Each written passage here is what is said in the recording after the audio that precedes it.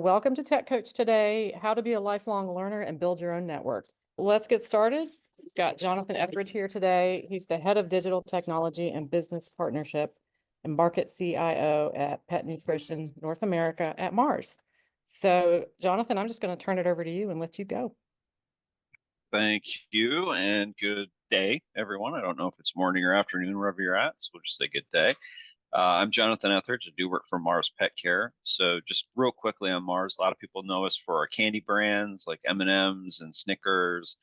Um, but our largest business unit is actually our pet care business, which is what I represent. So Mars is the largest employer of veterinarians in the world. We operate veterinary health hospitals and clinics, and 1 out of 3 U.S. graduates with their doctorate in veterinary medicine will actually work for Mars as their first transition. So excited to share kind of two of the key skills that I think can help any professional or at anywhere in their career journey. And it's foundational skills too that you can do while a student, even before you're pursuing a part or full-time career. That'll build good habits that'll just stand you in good stead as you transition. So, what are we going to talk about today? We are going to there we go. We're going to talk about, real briefly what lifelong learning is. So, what it is, why it's important, and then 7 habits that lifelong learners cultivate. And then we're going to do a specific deep dive around networking, which I think, of course, is everyone's favorite thing to do related to their professional and personal development. So we're just going to say, hey, what is networking? How should you think about it and frame networking? Why is it important to you personally, professionally?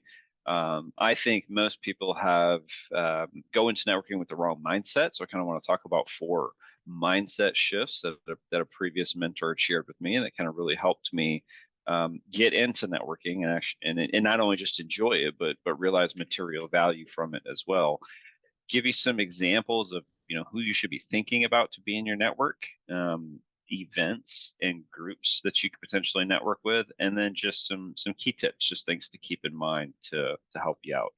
And as Jen said, would love for this to be interactive. So if you have any questions, please feel free to chime in. So this is probably a simple, but my favorite definition of lifelong learning is, or lifelong learning, it's the ongoing pursuit of knowledge and skills to improve one's personal and professional growth. And the reason I like this one is not only because it includes personal and professional, but it puts personal first. And I think, as employers want to see their associates show up at work as whole individuals and bring your authentic self to work, learning is a big part of that. And so your learning journey cannot just be professional, it has to also be personal. And that's also tremendously valuable because anytime you can tie personal passion, whether it's, personal mastery or just exploring a new subject matter, anytime you can combine that then with your professional growth as well, you're kind of feeding 2 birds from one hand, because a development, activity can, if the right one, the right lifelong learning can check both boxes, help in both avenues. But why is it important? Well, we kind of talked a lot about it already. I mean, it's just personally motivating. When you're learning something in your job or in your personal life that just speaks to you, speaks to your personal passion, reinforces or helps you find your purpose. And then I think we really are just all people inherently enjoy and are energized by building their personal mastery and growing in things that they're passionate about and aligns with their personal purpose. So if you place lifelong learning at the heart of that and say, I want to learn these things, you will be set up for success, and you'll approach it with intentionality, which I think is the big part. A lot of people think lifelong learning is just being open to experiences and inputs, but in reality, you own your own development, you own your own learning plan and your learning journey. And so this is being intentional about saying, what is my motivation? What is my passion? What is my purpose? And then what do I want to learn as part of that? Maybe on a more extrinsically motivating note, lifelong learning can help you make sure that you maximize your relevancy in your field. That you stay on top of industry trends and key skills. And really, what it comes down to is positive differentiation. So, what is going to positively differentiate you, whether you're going for an internal opportunity or an external opportunity or your first opportunity? Having skills that are relevant, that are topical and timely for the industry or for your career is super crucial to being positioned for success.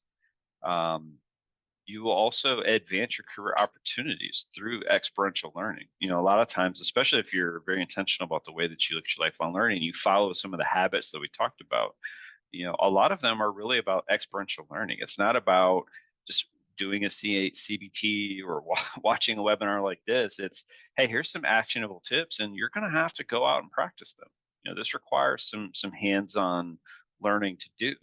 At Mars, when we talk about personal or professional development, we look at it as 100% continuum of investment, where only 10% of learning occurs in a formal, kind of structured, guided learning classroom environment. Usually, when we talk about true mastery of a subject, long-term retention of knowledge, only 10% comes through kind of coursework or formal curriculum. 20% comes from pure learning, comes from networking, and comes from stretch assignments and experiential learning that might be outside of your day-to-day function. And because of that, networking and lifelong learning in particular can be tremendously valuable tools in your arsenal to really activate and get the maximum value out of that 20% learning opportunity, which is usually the most overlooked or underinvested in development path that I've, at least in my experience, that I've seen. And then 70% is experiential learning. So ideally, you would, 10% figure out, hey, what is relevant in my industry right now? Study my industry, understand my role, my aspirations. What is something I want to learn and go after and develop personal mastery of? Then the 20% is, okay, now what peers, what groups, what mentors, organizations like the NTC, what student groups are going to get me exposure to people that can help me learn and potentially create opportunities for experiential learning. So that's, networking is a key, probably one of the most key elements of lifelong learning when it comes from turning a mindset of lifelong learning into the actual activity of lifelong learning. It's overlooked, and you definitely don't want to underinvest in that. It's obviously valuable to expand both your professional and personal networks, and all the exponential benefits that can come from that we'll talk about.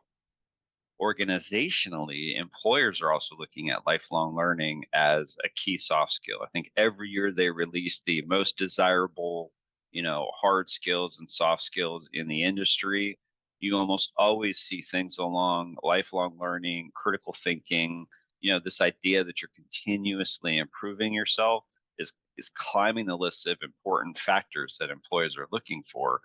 And seeing that someone's a lifelong learner and able to show how they're a lifelong learner does positively differentiate them, which means that organizationally, if I'm looking to build or sustain an engaged and committed workforce, lifelong learners are usually, because they're building themselves up and they've identified their purpose and their passion, they're usually the most engaged and committed associates in the role and on the team. So selfishly, as an employer or a hiring manager, that's a key soft skill. That's a key thing that I look for when I'm doing situational types of interview questions. That's almost always one of the competencies that I'm trying to pull out. So because lifelong learners are also more likely to have those intangible benefits that I talked about, but also the tangible benefits, the actual skills that they've learned through lifelong learning.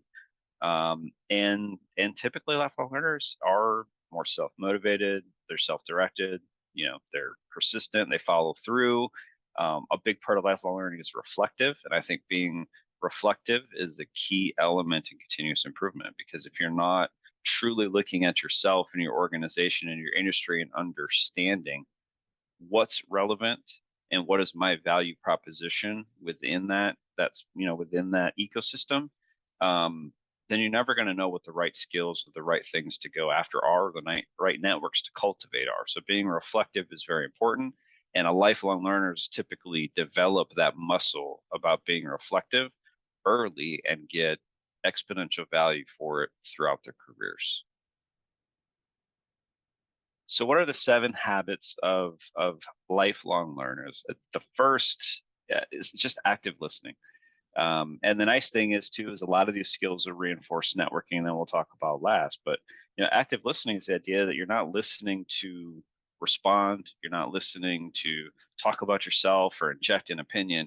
You're listening to understand what the other person is saying. And that could be whether it's I just want to know you better, right? I'm networking. I want to get to know you better. I want to know what makes you tick. I want to know how I can add value to you and how you can add value to me. I want to make sure that I'm listening to you so that we're establishing authentic and meaningful relationships, which is one of the things people struggle with the most in networking. So practicing active listening materializes benefit in every element of your life, but it's especially critical if you really want to kind of double down and put some meaningful effort and intentionality in building your network. Active listening is going to be one of the foundational skills that need to be developed in either one of these situations, right? Whether you want to be a lifelong learner or a great networker. We talked already about reflection, right? I'm not going to debate that one. I think the next one is staying curious. I mean, lifelong learners are typically also intellectually curious people. And that's a big part of when we get into the tips of how to network and build your network, a lot of it you're going to see is just think outside the box. I mean, what are areas that are maybe not directly relevant to the role that you're in today, but what's just something you're curious about? Indulge in a personal curiosity, follow an intellectual passion, or, and you will potentially build a whole new network you never even thought possible, but can prove to be one of the most valuable networks that you have. I also like becoming an avid reader. So, staying on top of industry trends, we talked about relevancy is huge. Talk to executives in your organization or mentors and find out, what are they reading? Like for me, I worked years ago for an amazing leader when I was in the military, and he would publish his reading list to, he was a 4-star general. He'd publish his reading list because he wanted people to understand, hey, these are the things that I'm reading. These are the trends that I'm seeing. I'm a thought leader. I'm an example. I'm transparently showing you what I'm researching and what I'm learning about to help you stay relevant. So talk to people and find out what's a good reading list, whether it's newsletters, it's daily emails, anything like that. The only watch out here is it's very easy to have a ton of information out there. So also curate what you're reading. I like to start and say, okay, I really want to understand this topic, right? AI, responsible AI. So I'll sign up for 3 or 4 kind of news sources that'll feed me information. And then I'll quickly evaluate and say, okay, after a week, there's 3 of them I've never even looked at their email, because the first one I had everything that I needed and it was duplicative. I can eliminate those quickly. So I can quickly build the maximum access to information that I need to stay relevant in my industry. I see a hand up from the Nashville Technology Council, so I'll pause. Yes. Katie asked in the chat window, what are some of your book recommendations? Some of my book recommendations. Well, I'm usually reading 3 or 4 books at once as an avid reader, both personally and professionally. A lot of the books that I've been reading right now, I think probably some of the most fascinating ones that I've come across are on the convergence between quantum computing and artificial intelligence. So I've been, as a member of Mars's Responsible AI Governance Board, someone that does a lot of advocacy in the space, and has spent the last decade very concerned in technology ethics and privacy. Just 2 fascinating subjects and how they come together and really define the future of how we use technology as a society. So happy to add some recommendations, but that's kind of been my course of study. So that's where I've identified 2 or 3 key books that I want to read based on feedback from experts in the industry that I trust, and then now I'm putting it into practice.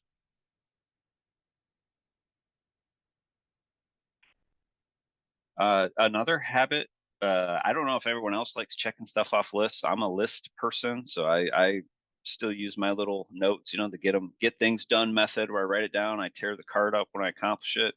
Feels good, intrinsically motivating. But the reason it's intrinsically motivating is because I'm setting goals for myself, and your learning journey needs to be exactly the same. You have to have a plan as to how you're going to go about cultivating these skills, getting access to that 10% or that 20% or the 70% opportunities that we talked about earlier in order to practice them. But the only way you're going to be able to optimize the value of your investment in your learning is to be intentional. And a plan, goals, and then a plan to accomplish those goals is the key underpinning element to being intentional in your learning journey. And then we'll talk network ad nauseum the remainder of the presentation. But I saw some more questions coming in. Jen, I'll pause and see if there was anything else. A few people were saying yes to lists. Yes, There yes was to lists. I love the green check mark comment, and I said I love lists and checking them off. I'm better when I can see it in front of me. I can mark it off. Yeah. It just gives you that little boost you need, right? You're on the right track. So let's talk about networking. This is not my quote, but I found it and I loved it because I was struggling to try to figure out, how do you explain networking to people who don't like networking? How do you make them actually enjoy it? And so ultimately it comes down to just framing the way that you think about networking. So many people look at networking as a necessary evil, as this thing they're going to put the bare minimum amount of effort into to get value, or that's just for recruiters and salespeople. I'm a practitioner, I don't need to worry about that. None of that's true. And the simple fact of the matter is if you're thinking about networking from a how can I advance my career or solve just this specific problem that's in front of me, then of course you're going to get limited value out of it. When you think about networking, about connecting people, and it's not just you connecting to them. I mean, you have to be a value member of your network, which a lot of times means leveraging your network to help other people, and they put their network to use to you. I mean, that's what networking is. So really, you should be thinking about, how can I get connected to people? How can I get connected to ideas? And how can I get connected to opportunities? And then how can I connect my network to each other to help them? That's how you add value. One of the things I was taught very early in my career, by the same leader that had the the reading list, actually, was, the legacy of your career is not what you accomplish on your own. The legacy of your career is what the people you have coached and mentored and led and sponsored accomplish. And so if you think about networking, it's a tremendously valuable tool and extremely powerful tool to be able to do that, to give back to your network and to truly build an enduring legacy, not just across your organization, but across entire communities and industries, potentially, especially if are in the game or in the in your industry for a while. So networking, why is it important? So reality check, it's often the difference between a mediocre career and a great one. Quite frankly, I mean, everyone knows, hey, it's a necessary evil. They get access to jobs before I do. They know the hiring managers. I mean, everyone has excuses as to why the person who's better at networking than got the opportunity. What I want to see is if anyone's feeling that, or you've ever found yourself saying that, well, then figure out how to network. Do it authentically. Use it to your advantage. Don't just say, I'll be, that's fine. It'll eventually come to me. That's not how it works. You got to network to learn about opportunities that never hit the market or before they hit the market. I've got plenty of examples where, I just mentioned to a friend, hey, I'm thinking about looking. I just want to know what's out there. Small comment, they're in my network. I had helped them before. Next thing I know, I'm getting interviewed for a CIO job two weeks later that I never knew about. It never hit the market. I would have never been considered for it otherwise. But because I had cultivated this person in my network and they had the same idea of, hey, I can connect someone in my network to another person in my network and create mutual value, there was no professional benefit to them there. It was only a personal benefit of helping me out. And so that's the same mindset you have to go into. How can I help my network? In doing that, you will find and foster those relationships with peers, with clients, customers, consumers, if part of your professional responsibility is to sell and help people find solutions to their problems. And through that, you will both create and grow a personal brand that raises your professional profile. I see your hand raised again, Jen. Yes, Jesse with BGSF says linking elbows with people who will mention your name in the right rooms. That is what sponsorship is, I think, in a definition, in a nutshell. Is who's advocating for you, right? And informal, if someone comes up to me and says, "Hey, I got this great candidate, can they email you directly? Their resume is perfect." I might not get it, I might not see it, I might look at it, but if someone in my network comes to me and says, "Hey, this guy, this person's in my network and they're looking," would you be willing to talk to them and just see? Maybe you don't have a role today. Again, maybe you find out about that opportunity that hits the market later because now that person's on my radar and I'm on their radar, which means when opportunities come and I'm going through kind of my mental Rolodex of who my network is, these people materialize first. And I trust those recommendations before I would trust it to cold call to the market to try to source candidates for any role. The other benefit of networking on a personal level that I have found is you really start to learn confidence in yourself and your professional capabilities. Once you get out there and start talking to people and you learn more about your industry and you get to share your unique perspective and train and help people generate ideas and coach them up, you just get more confident in yourself as part of that process. It reinforces the learning you already have and you potentially learn new things you didn't have access to before. So it's just a great way to kind of boost your own confidence while growing your skills. You get access to that professional and personal advice, ideas, help, or leads, and it gives you that industry perspective, which I think is always so crucial. And then, do you want to be friends? Is a joke. Someone asked me like, "Hey, what's your number one tip for networking?" And I said, "Well, I network like I'm an 8-year-old. I just make eye contact with you and ask if you want to be my best friend." Right. And then I make you my best friend. But it's kind of a facetious way of saying it. But what I'm really trying to say here is if you're only looking at networking and network opportunities as a professional investment, you are most likely missing out on what's really going to be the most valuable investment of that time, which is building your personal network, building authentic relationships and friendships that can also materialize into career or professional value. And I just think the right networking, and I'll specify the right networking. When we talked earlier about being a lifelong learner and understanding your passion and your purpose, networking that aligns to your passion and your purpose and your interests is the right networking. And if you have the right networking, it's not going to be onerous. It's going to inherently be fulfilling and drive satisfaction. So that's why you have to think about it and make sure you're doing the right networking. And that's what the tips that we'll share in a little bit are about, is how do I go about figuring out the right networking is. So learn to love networking. We talked about the mindset here, and these are kind of 4 key shifts that I made when I dreaded networking too. I'm not an extrovert, but I changed my mindset, and I was able to say, hey, I can still stay an introvert, but still get the value out of networking while being authentic to myself. And the first thing that focuses on learning, right? Again, we want to ground networking in learning. Don't ground networking in something I have to do. Don't ground networking in it's dirty. I got to go talk to people I don't know. I have to have a motive. If in your own head that's the narrative you're telling yourself, of course you're going to have a terrible experience networking, or you're going to come off inauthentic.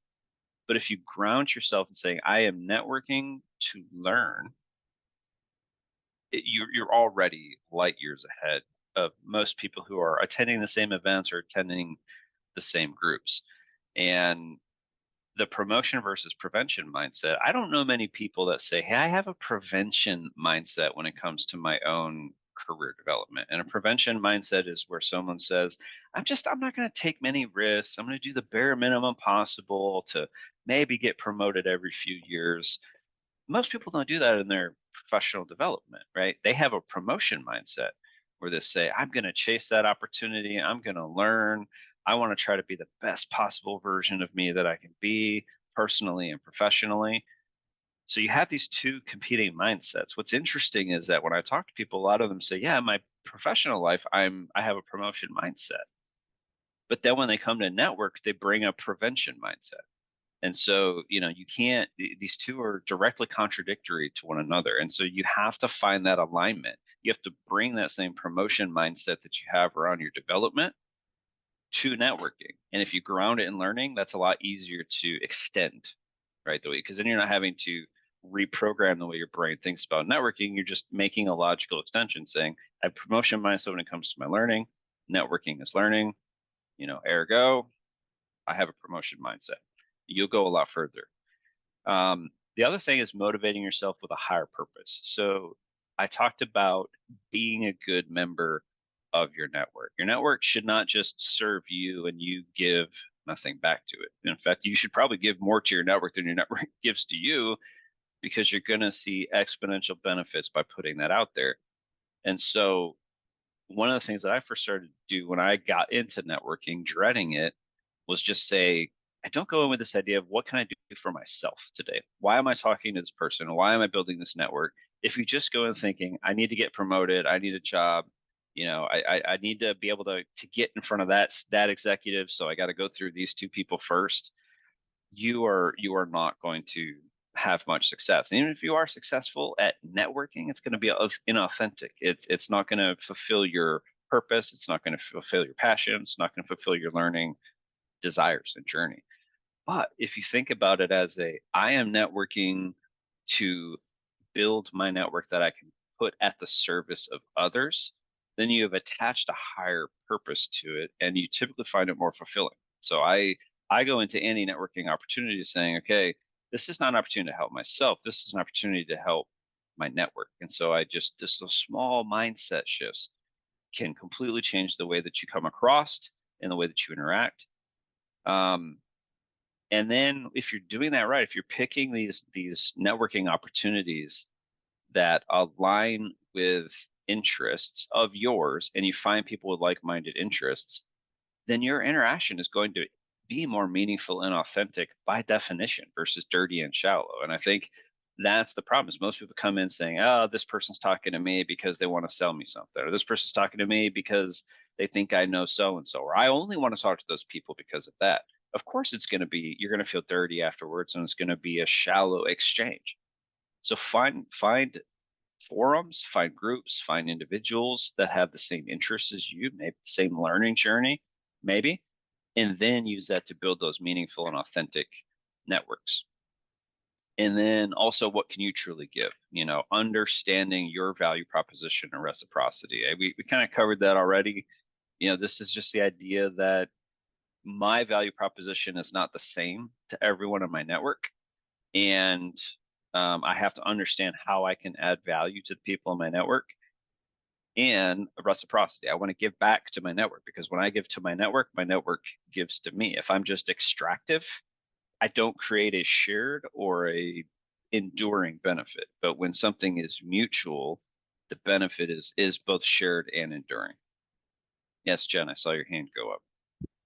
Yeah, just a couple comments in the chat window. Katie said it's a servant mentality, and Johnny said networking. Use a net, not a spear. I love that. Net, not a spear. I like that. And it's work, right? So it's not spear play. It's network. I'm sure. We'll move on.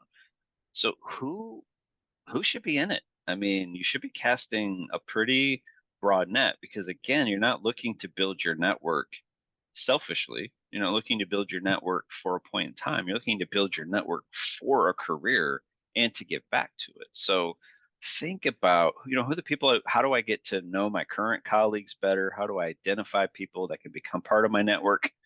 And then if they become former colleagues because they've moved on in the org or they've moved on to a new opportunity or I've moved on to a new opportunity, how do I cultivate that? Because I can't tell you how many times, people and I have worked together and then diverged, and then a few years later, you're back together again at the same organization. So it's very helpful to build and maintain that versus viewing as a short term gain, right? You're only relevant to me while we work together or while you solve this problem for me. It's not a good way to going through it. Classmates and study peers, if you're in school, whether a returning learner or a second careerist or a first time student, your classmates and your group members and people that you study with, I mean, this could be tremendously valuable to your network, especially as they go out and pursue their own careers. If you cultivate that relationship and it's authentic and meaningful, they're going to put their network to work for you. So this is a way to amplify your own impact, amplify your own potential legacy.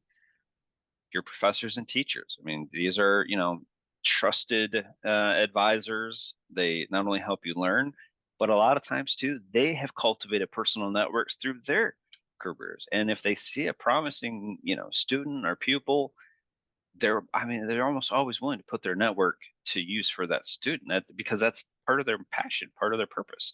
So definitely build a network with professors and teachers, friends and family members as well. I mean, hopefully that's an authentic relationship if they're a friend or family member, but think about them too. My for the first time in my career, one of my sisters and I work in the same industry. She works for a company that we buy services from, and it's brought us closer together. Even just reaching out to her, reaching out and saying, "Hey, I'm new to the industry. Can you teach me?" We became a lot closer. So again, it's not just about professional benefits, personal benefit as well.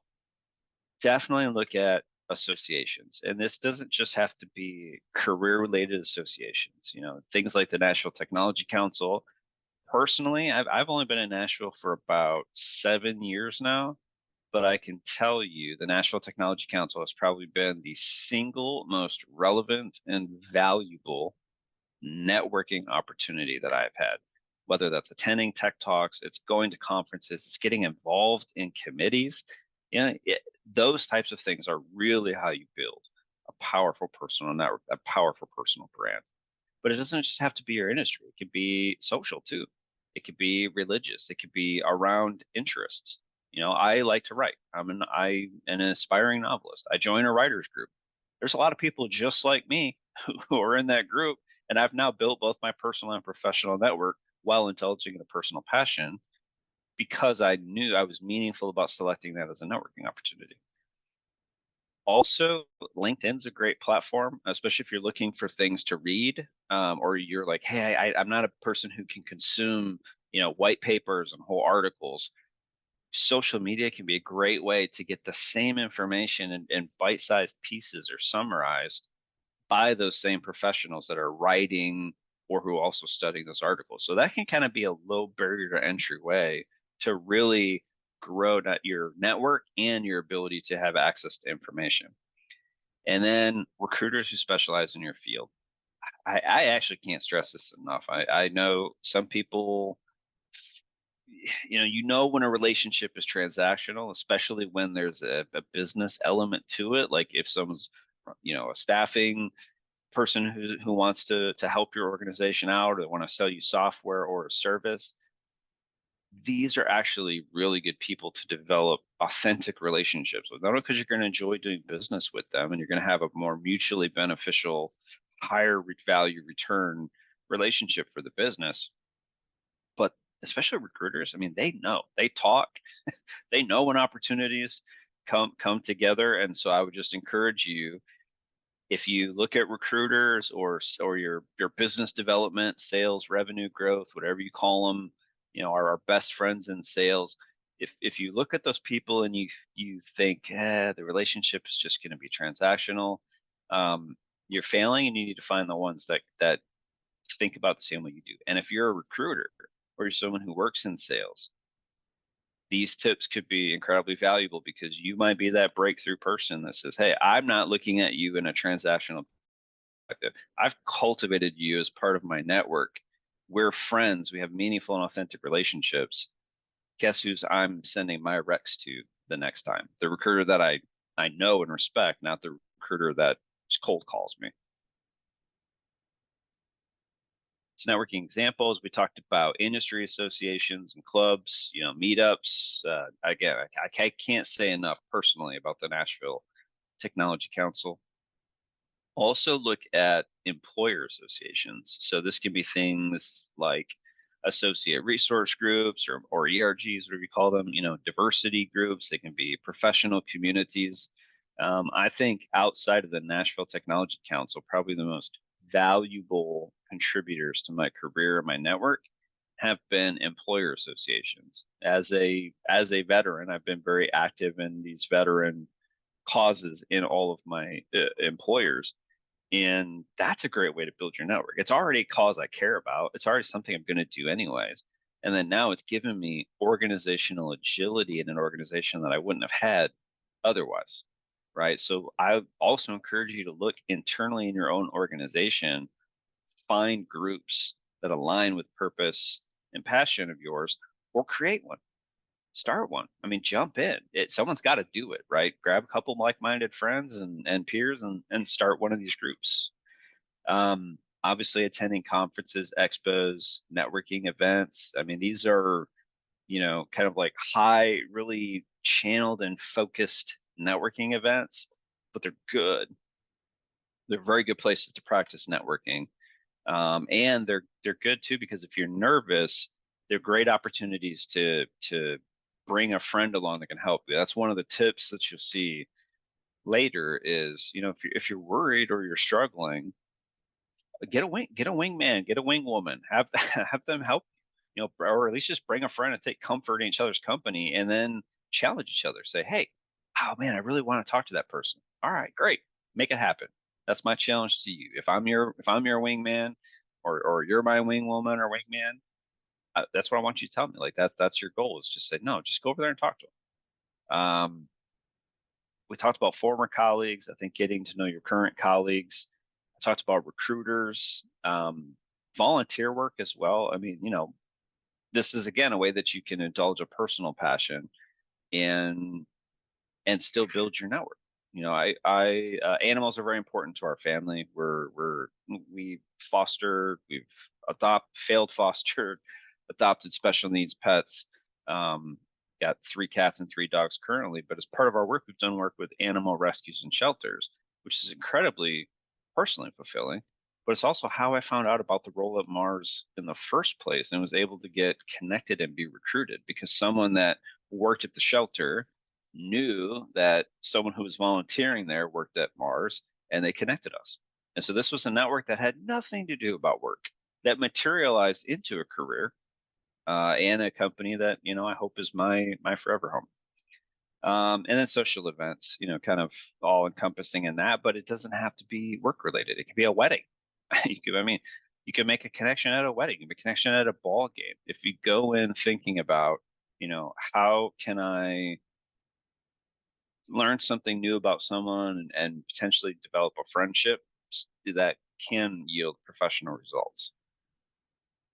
So now we'll talk about the tips. So we talked about mindset shifts. So we'll just kind of wrap up here. So what this is again is this: remember, you want to focus networking through the perspective of commonality. So I want to help a broader group of people more than just myself. My networking is purposeful and it's grounded in learning. You are going to approach it and find it the entire experience much more rewarding. Even if it doesn't land you an opportunity, at least you're going to have fun while you're there. Also, I say network everywhere. We kind of covered this too. If it's grounded in purpose, then you want your network to be multifaceted because you're multifaceted. So not to, belabor the point, but your network does not just have to be professional driven. Those personal networks as well can lead to professional, and professional can lead to personal. So the idea is, hey, you're multifaceted. look across all your purposes and passions when you network, not just the next job you want or the promotion that you want. The other thing is I say, try to say yes 9 times for every no. Especially not when it's going to overstretch me, but especially if it's going to get me outside of my comfort zone. It's going to force me to learn, and it's going to allow me to build and earn my network. I will say, yeah. I mean, that's how I'm on the workforce development committee. It's like, hey, we need someone who wants to help us develop this curriculum. Great, I'll do it. I'll throw my hat into the ring, and there it is, and then you learn. But it just starts with someone showing up. And if you show up, if you're the person that says yes, you will have a much broader network. You'll have a much more valuable network, because you'll have more opportunities to get back to your network as well. Also for networking, network the person, not the title. And this is not just networking. This goes for everything. This could be mentorship. This could be sponsorship. If you're focused on the role and the title of the person, then if you're saying I want to network with that person because they're this, you're already not looking at them as a person. You're looking at them as a role. You're looking at them as a transactional element. So you've already shortchanged not only the authenticity of the relationship, but you've shortchanged the value that you can get out of it. So network with people aligned with passion and your purpose, and don't always go for the title. If you're saying, hey, I really want to network with this person, it doesn't have to always be executive. It doesn't always have to be the highest person in the room. When you're networking and you're providing value to your network, when you're giving back to your network, typically that means your network is not wholly comprised of people who are at the same place you are in your career. But if you have variety to your network and intentionality behind your network, then you should not just have senior executives or peers. You should have a broad swath of people in your network. And if you network intentionally by person, not title, you'll be more likely to build a better foundation for yourself. One piece of advice is lead with curiosity. So one of the things that I challenge myself to do is learn something new about every person that I talk to. And even if it's someone I know, my goal is to say, hey, I want to learn something new about you every time I talk to you.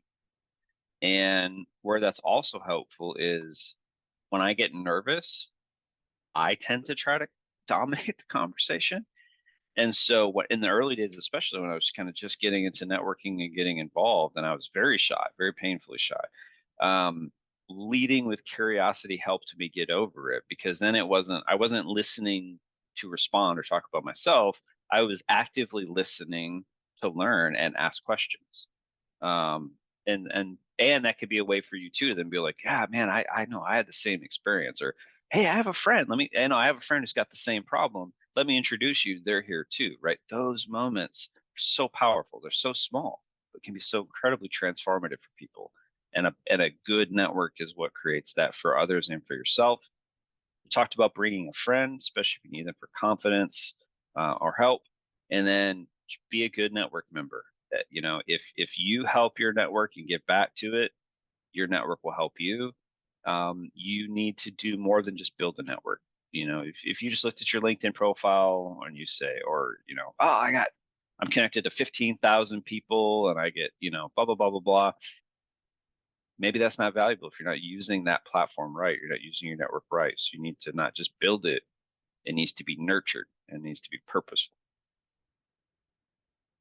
And I think that is the end of the tips. So we'll turn it over for Q&A.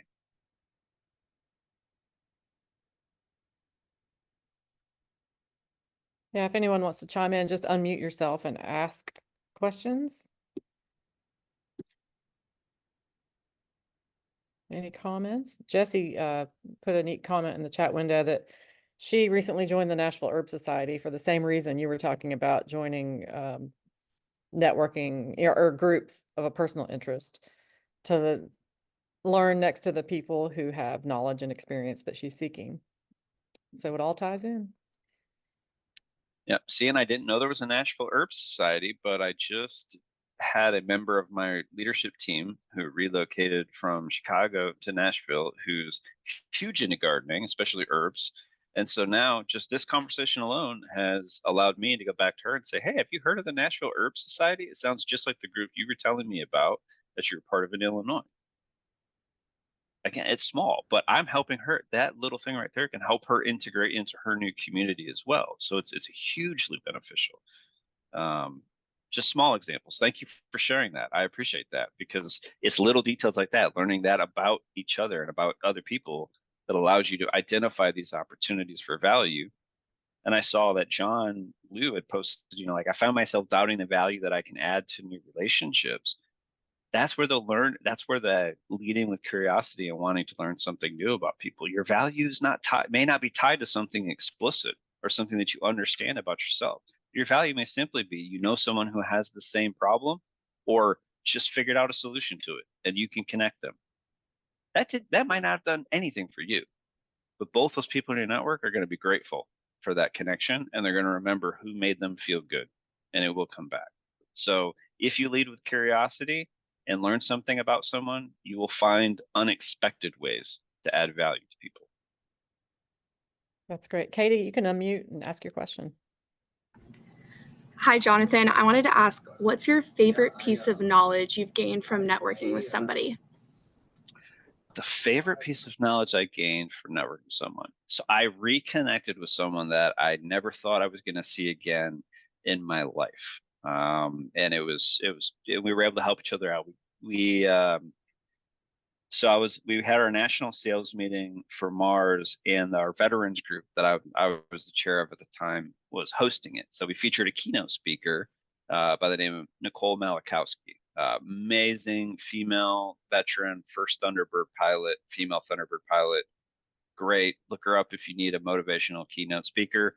But as her and I were talking, it was a business relationship. We paid for her, we got there. But we just had lunch. I just said, hey, can I have 15 minutes of your time? Let me buy you a Coke, before you go on stage, and I introduce you. And through that conversation, we found out we actually were both at the White House at the same time. And so because of that, we were able to say, oh, I know, remember so-and-so? Yeah, well, they're in Nashville too. You want to grab dinner while you're in town? And we end up having dinner together based off that. Again, because I wanted to know more about their background. You revealed this little detail, and now we've reestablished that connection. And making that connection actually got me invited to join the board of the organization that the person I connected her to is the CEO of, because he and I hadn't talked in a while. And so that allowed me to say, hey, I know it's been a while, but I think I got a good one for you. I got something you might be interested in. And that turns into opportunities. Okay, that's great. We had another comment in the chat. I'm curious if people could give an estimated percentage of how many jobs they've obtained based on connections versus cold applying for an opening. I think mine is about 85 to 90%. And Jessie answered also for herself. Yeah, I agree. 80% I have found through my network. I'm not going to say how many jobs I've had in my career. It's quite a few. I can only think of 2 that I interviewed for, and most of them were early in my career. Almost all the ones I've had, once you kind of get into that middle management or like executive level, I think you see an even bigger switch come to networking because it's harder to break through the bureaucratic red tape of an organization at that level. And so the network can be, that thing that makes that direct connection. Yeah, and I'm seeing a couple comments. Jared said all of his have come from networking, and Johnny Anderson, 100% for him. Yeah. Yeah, great. No, I mean that's awesome supportive evidence, and I think that's very on point with what most professionals would tell you they're seeing.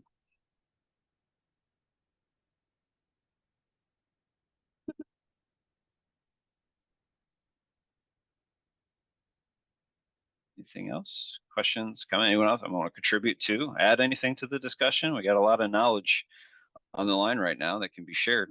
That's right. Or anybody have book recommendations that they like? Yeah, book recos.